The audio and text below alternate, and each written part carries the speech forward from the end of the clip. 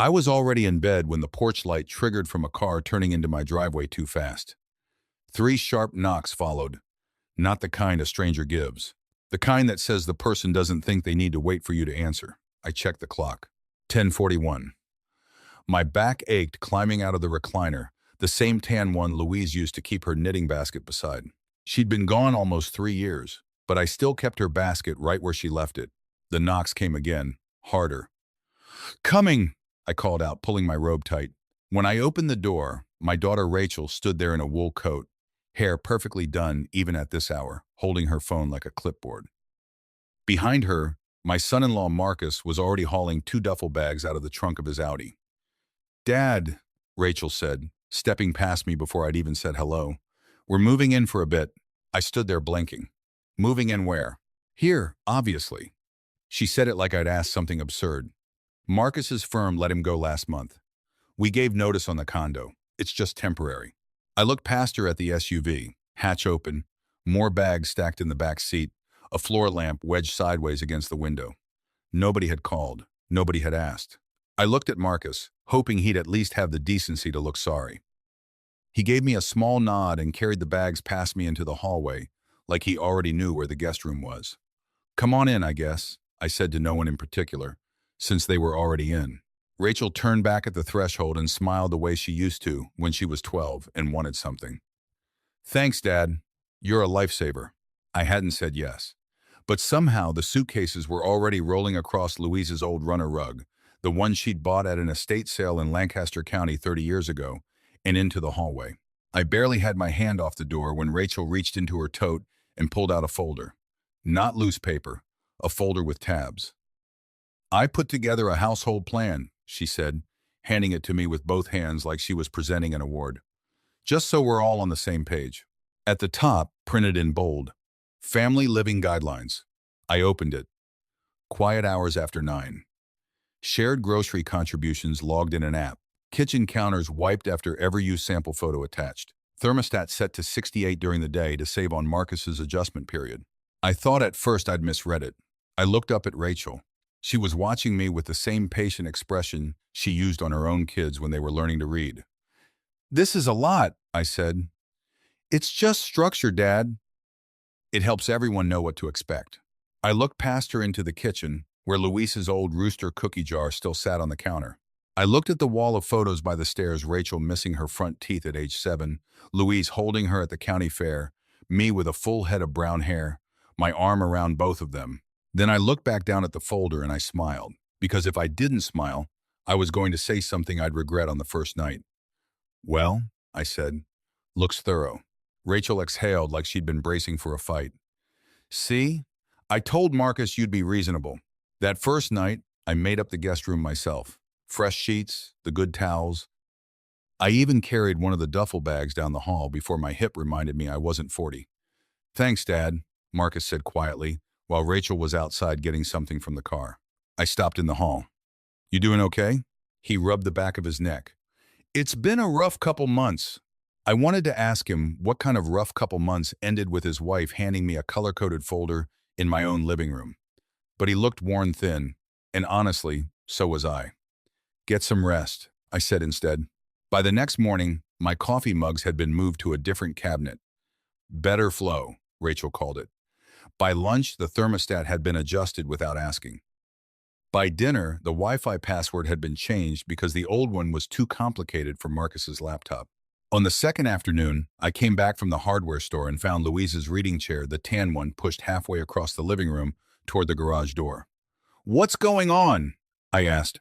Rachel turned with a bright, practiced smile. "We're just opening up the space a little. This chair's kind of dated, don't you think?" I set my bag down slowly. "That was your mother's chair." Something flickered across her face half a second, no more. "We're not throwing it out, just storing it for now." She glanced at Marcus. He looked at me, then looked away, and carried it into the garage himself. That night, the Family Living Guidelines folder appeared taped to the refrigerator, directly over a photo of Louise holding Rachel on her first day of kindergarten. I stood there a long moment. Then I gently moved the photo to the side so I could still see her face past the laminated tabs. At 6 the next morning, I got up. Not quietly. I ran my old shop vac, the one I used for sawdust in the garage, right past the guest room door. Then I turned on the washing machine. Then the radio, tuned to the classic country station out of Lancaster. Merle Haggard filled the hallway. The guest room door flew open. Rachel stood there, hair a mess, eyes narrow. "What are you doing?" I clicked off the vacuum. "Morning. It's 6. I know that." Marcus appeared behind her, squinting. "Dad, come on." I leaned on the vacuum handle. Figured if we're setting schedules now, I'd share mine. Neither of them had an answer for that. The coffee maker hissed behind me. For the first time since they'd arrived, Rachel didn't have a folder for this one. That evening, after they'd gone to bed, I stood at the sink rinsing my cup when I heard her voice down the hall. Low, but not low enough. "This can't keep feeling like Dad's house forever." Marcus mumbled something I couldn't catch. "No, I'm serious," Rachel said. "If we're staying, things need to actually change." I turned off the faucet and stood there with the water still running over my fingers in my mind. For the first time, I understood something clearly. They hadn't come here to stay with me. They'd come to take the place over, 1 inch at a time. Over the following 2 weeks, I learned something strange about losing your own home. It doesn't happen all at once. Nobody plants a flag in the carpet. They move one mug, one chair, one photograph. And if you don't say something fast enough, your silence starts looking like permission. Marcus began parking his Audi in my spot in the garage, the one I'd used for 22 years. He didn't ask. He just pulled in one evening while I was walking out with the trash. "Oh, hey," he said, like he'd only just noticed me.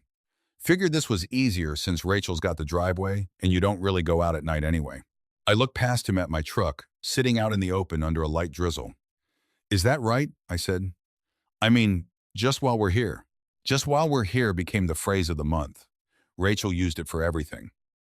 She moved my cereal to a lower shelf because this pantry needs better flow. She replaced my bath mat because the old one looked tired. She pushed Louise's chair further back into the garage behind two plastic storage bins, like burying it deep enough would make it stop existing. One Saturday, I came in from raking and found a gray sectional sofa sitting where the chair used to be, delivery tag still swinging off the armrest. "Doesn't this open the whole room up?" Rachel asked. Phone out, taking pictures. "Where'd this come from?" "Overstock. Big sale." Marcus stood by the window, studying the receipt like it required deep concentration. "You two are buying furniture for a place you're only staying at for a little while?" Rachel laughed lightly. "It's still useful, Dad. We can take it with us eventually." She'd started calling me Dad less and less, and Walter more, like I was a coworker she was managing rather than her own father. I walked out to the garage that afternoon. Louise's chair sat under an old moving blanket, one wooden leg poking out. I pulled the blanket back and looked at the faded arm cushion, the little burn mark near the seat where she'd once set her cigarette down without thinking, back before she quit. I lowered myself onto an overturned crate beside it and just sat there until the light through the garage window went gold, then gray. That's where my neighbor Pete found me. Pete Ferraro had lived next door for 19 years, a retired county building inspector, tall, quiet, the kind of man who noticed things other people missed on purpose. He rapped twice on the garage frame. "You hiding from company or hiding evidence?" "Both, maybe." He looked at the chair. "That didn't move itself." "No. Louise would have had somebody's head for that." I laughed once despite myself. She'd have started with a lecture and worked her way up from there. Pete leaned against my workbench. "They settling in okay?" I could hear the real question underneath it. "They're settling in," I said. He looked toward the kitchen window, where Rachel was moving through my house like she'd grown up in it instead of just visiting it every other Sunday for the last decade. "People don't take a house all at once," Pete said. "They make you feel like a guest first." I didn't answer, because he was right, and there wasn't anything comforting to say back. A few days later, Rachel told me at 4 in the afternoon, while I was getting the mail, that some people from Marcus's old office were coming for dinner. "Nothing fancy," she said. "Just casual." That would have been good to know this morning. "Oh, it's casual. Don't stress." I made myself scarce that evening, mostly because I didn't want to sit through small talk performed in my own dining room. Around 8, I came back in through the garage with a bag of trash, still in my work jacket and gloves. A man I didn't recognize stood near the kitchen island holding a glass of wine. "Hey," he said, glancing at me. "You the maintenance guy for the building?" The room went quiet for half a breath. Rachel's smile twitched at the corner. Marcus looked at me. I waited. It would have taken him 3 words. That's my father-in-law. Instead, he stared at his shoes. Rachel gave a small laugh. Oh, that's Walter. Not my dad, just Walter. The man flushed. Sorry, didn't realize. No harm, I said. But there was harm. It just didn't make any noise. I went upstairs and sat on the edge of my bed, looking at Louise's photo on the dresser, the one from the boardwalk in Ocean City, her hair blown sideways, laughing because I could never hold a camera steady. I don't know what happened to her, I said quietly. The photo, of course, had nothing to say back. The real answer came 3 nights later. I'd gotten up around midnight. Old men and iced tea after dinner don't mix. And on my way back from the bathroom, I saw light under Rachel and Marcus's door. Their voices were low. I told myself I wasn't trying to listen. Then I heard Rachel say, "We can't keep pretending this is temporary." Marcus said something I couldn't make out. "We need him to sign the transfer before he gets any ideas," Rachel said. "Before he talks to anybody." My hand tightened on the hallway rail. "I don't want to put him somewhere," Marcus said. "Not a facility. Don't make it sound ugly. Just somewhere smaller. He doesn't need all this space for one person." All this space. The house Louise and I had paid off nickel by nickel while I worked double shifts at the plant for 31 years. The house where Rachel took her first steps in the kitchen doorway. The house where I held Louise's hand through the last winter of her life, right there in the front bedroom. I stood barefoot in the dark hallway, feeling older than I had in years. "He's not going to like it," Marcus said. "He'll adjust," Rachel answered. "He always does." I went back to my room and didn't sleep. At 6:15 the next morning, I sat at the kitchen table with my coffee, staring at the family living guidelines folder still taped to the fridge. Louise's kindergarten photo of Rachel had been nudged aside again. My hands weren't quite steady when I picked up my phone, not from fear, from finally making a decision I'd been avoiding for a year. I scrolled to a number I hadn't dialed in 11 months. Carver and Boyle Estate Law. The receptionist put me straight through. "Walter," said Diane Boyle, my attorney and an old friend of Louise's from the church choir. "Everything all right?" I glanced toward the hallway, where my daughter and son-in-law were still asleep. "No," I said, "but I'm done pretending it is." "Is this about the trust we set up after Louise passed?" I closed my eyes. "Yes, I think it's time." "Come by this afternoon," Diane said. "Bring whatever you think matters, even if it seems small." That sentence stayed with me all morning. Even if it seems small. Funny how the small things are usually the first ones that tell you something's badly wrong. I drove into town with a grocery bag sitting on the passenger seat, full of things I never thought I'd carry into a law office. The family living guidelines folder, photos I'd taken on my phone of the chair under the blanket, screenshots of texts Marcus had accidentally sent to our family group chat before deleting them, a delivery receipt for the sectional sofa addressed to my house, and one old photograph of Louise sitting in her chair, laughing, coffee cup in hand. Diane looked through everything without saying a word. Finally, she set it down. "You're fortunate," she said. 4 years ago, you set this up as an irrevocable trust instead of waiting. You told me then you didn't want Rachel burdened with probate. That hasn't changed. What's changed," she said, "is that you need stronger protections while you're still living in that house." "I don't want revenge, Diane. I just want my own home to feel like mine again." She smiled, a little sad. "That's a very different thing." She walked me through it in plain language. The trust already owned the house. I had the absolute right to live there the rest of my life. Nobody could force a sale. Nobody could pressure me into signing it away. But we could add stronger language around coercion, unauthorized occupancy, and attempts to manipulate estate decisions. "Will this hurt her?" I asked. Diane didn't answer right away. "No," she finally said. "But letting this continue might hurt you." Driving home, stopped at a light, I realized something. I wasn't angry anymore. I was tired. Tired of walking through my own kitchen like I needed a permission slip. Tired of pretending every slight was an accident. Mostly tired of waiting for Rachel to turn back into the girl I remembered. When I pulled in, a delivery truck was already parked out front. 2 men were unloading boxes marked Home Office Collection. Rachel met me in the hallway. "Perfect timing. Can you sign for these?" "What is it?" "Desk stuff. For the study." "Whose study?" She smiled. "Ours. Well, the study." She laughed. "You're funny, Dad." I signed. Not because I approved. Because I wanted the receipt. That evening, Pete came over with 2 root beers he didn't drink anymore. Hadn't since he retired. We sat on the back steps while the sun dropped behind the oaks. How bad? He finally asked. They're measuring rooms, buying furniture, talking about moving me somewhere smaller. He actually turned to look at me. They said that? I told him everything. He listened without a word. When I finished, he took a slow sip. 19 years inspecting other people's houses, he said. You learn people don't lose respect for each other over money. They lose it over silence. Every time somebody lets something slide instead of saying something, that one landed harder than anything else that week. Over the next couple of weeks, something shifted in me, though nobody outside would have noticed. If anything, I got easier to deal with. Rachel asked if I'd pick up dry cleaning, sure. Marcus asked if I'd wait around for the cable repairman, happy to. The more agreeable I became, the more careless they got. Rachel stopped lowering her voice on calls. Marcus stopped looking guilty when our eyes met. More boxes arrived. Paint swatches showed up taped to the dining room wall. One evening, I found blueprints spread across the kitchen table. Just brainstorming, Rachel said, not looking up. Brainstorming what? She pointed at a wall on the page. Taking this down, opening up the kitchen. If we end up staying long-term, she caught herself half a second too late.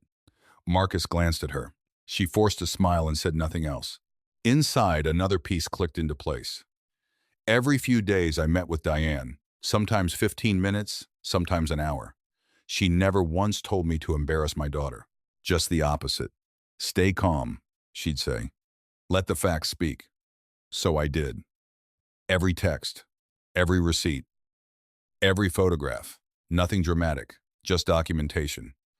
Do you have pictures of the house before they moved in? She asked one afternoon. I almost smiled for the first time in days. About 15 years worth. The hardest evening came in late spring. Rain tapped against the garage roof while I pulled the blanket off Louise's chair again. Dust drifted through my flashlight beam. I sat down. The springs groaned the same way they always had. If you were here, I said quietly, you'd know exactly what to do. She didn't answer, of course. But I remembered something she used to tell Rachel whenever kids at school tried to push her around. Being kind doesn't mean letting people walk straight through you. I sat with that a long while. Maybe I hadn't been protecting my daughter all these weeks. Maybe I'd only been protecting myself from having to face what she'd become. The following Saturday, Rachel came into the kitchen with a notebook. Good news, she announced. I booked the Labor Day cookout. My side, your side, the neighbors, everybody. That's ambitious. It'll be perfect. She flipped a page. Oh, and I told everyone Diane might stop by. We'll finally get the paperwork handled while the whole family's there. Marcus froze mid-pour with the coffee pot. Rachel, she waved him off. It just makes sense. Once the house is officially in our names, we can really start on the renovations. Silence. She mistook it for agreement. I folded the newspaper slowly. Then I smiled. I think that's an excellent idea. She beamed. Marcus looked from her to me, and something in my face must have unsettled him, because for the first time in weeks, he looked afraid. Labor Day arrived hot enough to shimmer over the driveway. By 9 that morning, Rachel had taken over my kitchen entirely. Clipboard in one hand, phone in the other. Burgers on the left, hot dogs on the right, desserts on the island. She called out to Marcus. She spotted me carrying folding chairs from the garage. Dad, could you wipe those down before people get here? Sure, I said, and she walked off before I'd even set them down. Pete, pretending to trim the hedge along the property line for the last 10 minutes, caught my eye. You good? I will be. He nodded once. That's all I needed to hear. By noon, cars were pulling in. My younger brother Sam brought a cooler of soda. My cousin Denise carried in a tray of deviled eggs. Kids ran through the yard with sparklers waiting for dark. For a little while, it almost felt like the family gatherings Louise used to throw. Almost. Then Rachel started giving tours. The kitchen gets incredible light in the morning, she told one couple. She gestured toward the dining room. We're thinking of opening this wall up once the paperwork's finished. After the paperwork. Nobody corrected her, because nobody else knew the truth yet. At 1:30, a gray sedan pulled into the driveway. Diane stepped out with a slim leather folder under her arm. Rachel spotted her first and clapped her hands. Perfect timing. We can get everything signed before dessert. A few relatives turned. My brother Sam frowned. Signed? Rachel laughed. Nothing exciting. Dad's decided it's time to transfer the house over. Save everyone the trouble later. She pulled a box of pens from a kitchen drawer. I even bought these. She held one out to me. I smiled. We won't be needing your pen. She blinked. What? I said we won't be needing your pen. The backyard went strangely quiet. Even the kids seemed to drift farther away. Diane opened her folder. Since there seems to be some confusion, she said evenly, Walter asked me to clarify the ownership of this property. Rachel's smile faltered. This house was placed into an irrevocable trust 4 years ago, shortly after Louise passed. Walter no longer personally owns it in a way that can be transferred by signature. He retains lifetime occupancy. He cannot be removed. The property cannot change hands simply because someone asks. Several relatives exchanged looks. Rachel looked at Marcus. Marcus stared at the grass. Diane laid the first photograph on the patio table, Louise's chair, buried under a moving blanket behind storage bins in the garage. Pete looked away. My cousin Denise covered her mouth. Diane set down the next photograph, the refrigerator. The family pictures nudged aside.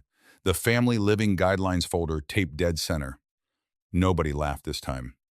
Then the printed text. One line highlighted, "This can't keep feeling like Dad's house forever." Another, "We need him to sign before he gets any ideas." Another, "Just somewhere smaller." The quiet that spread across that yard wasn't awkward. It was the kind that settles once everyone understands the same thing at the same moment. Rachel found her voice first. "This is completely out of context." Diane didn't argue. She simply laid down one more page furniture invoices delivered to my address, remodeling notes labeled future office, primary suite expansion, open concept. Sam looked from the papers to his niece. "You already planned all this out." Rachel opened her mouth. Nothing came. Pete finally spoke, quiet but steady. That chair belonged to Louise. He wasn't talking about furniture anymore, and everyone there knew it. Denise wiped her eyes. Marcus finally lifted his head, looked at the photograph of the buried chair, then toward the garage, then at me. His face broke. His voice cracked. "I knew what she wanted. I kept telling myself it wouldn't actually go this far." He looked straight at me for the first time in weeks. I was wrong. Rachel grabbed his arm. "Marcus." He pulled away gently. "No, Dad deserves to hear this." He turned fully toward me. "I should have said something the first night. When you got handed that folder, when they moved Mom's chair, when that guy thought you were the maintenance man, I should have spoken up." His eyes filled. "And I didn't." Rachel stared at him like she'd never seen him before. "You're actually doing this?" "Yes," Marcus said, without looking at her. For the first time all afternoon, I saw my son-in-law. Not the frightened, silent husband, a man. Diane quietly closed her folder. "My work here is done," she said, but mine wasn't. I stepped forward, looked at the two of them, then at the dozens of people gathered in my backyard. "Thank you all for coming," I said. "But I think we all know this cookout stopped being about burgers a while back." A few nervous laughs rose and faded fast. I turned to Rachel. "When your mother was dying, there was one thing she worried about more than anything else." Rachel's chin trembled. "It wasn't the house. It wasn't money. She worried you'd forget the kind of woman she raised you to be." Her shoulders started to shake. "I'm sorry, Dad," she whispered. "I know you are." I walked to the table where the folder still lay open and picked up the family living guidelines sheet, its edges still crisp. You know what bothered me most about this? It wasn't the quiet hours. It wasn't the grocery app. It wasn't even the thermostat. I looked at her. It was that my own daughter stood there while her husband decided whether to correct a stranger who mistook her father for hired help in his own home. Rachel covered her face. "I know." "No," I said gently. "I don't think you do." I set the folder back down. People think families fall apart in one terrible moment. They don't. It happens one quiet compromise at a time. One thing you don't say. One line you let someone cross because it's easier than a fight. Pete looked down at his boots. Sam nodded slowly. Even Rachel couldn't meet anyone's eyes anymore. After a long silence, she said, "I never meant to hurt you. I honestly thought—" She stopped. "What?" I asked. "I thought families were supposed to help each other." "They are. But I thought, she went on, if we were going to end up with the house eventually anyway, making it work for us now just made sense. I nodded slowly. There it is. Nobody interrupted. You weren't waiting on an inheritance. You were already living inside one. She opened her mouth, then closed it. There was nothing left to say. Marcus stepped closer. I've got almost 40,000 in credit card debt, he said, the words tumbling out. I never told either of you. I was ashamed. I kept thinking the next promotion would fix it. It didn't. Then Rachel's hours got cut. We started borrowing. I told myself this was temporary. His voice broke. But every time I should have told her no, I didn't. I took a breath. I know life corners people. I've been broke. I worked doubles at that plant for years so your mother and I could make the mortgage. We ate peanut butter sandwiches for a week more than once. A few relatives smiled sadly. But we never once solved our problems by taking somebody else's piece. Marcus nodded through tears. No, you didn't. I walked into the garage. Earlier that morning, I'd set something by the door, an old red metal toolbox, the one I'd carried for 31 years at the plant, handle worn smooth, corners scratched. Inside, my wrenches, my old multimeter, and the tape measure Louise gave me for our 20th anniversary because, she said, I was always borrowing everyone else's. I carried it out and set it in front of Marcus. He stared at it. Dad, take it. He picked it up carefully. I don't understand. This toolbox built everything that mattered in my life. My work, this house, the life Louise and I made in it. I looked him in the eye. I'm not giving either of you this house. I'm giving you a chance to build something of your own again. Marcus started crying quietly, the way a grown man cries when he finally stops performing for everyone watching. Rachel looked at him, then at me. I don't deserve this kindness. No, I said honestly. You don't. Another silence. Then I said, but kindness isn't the same as surrender. Diane smiled faintly. Pete tipped his cap. You have 7 days, I told him.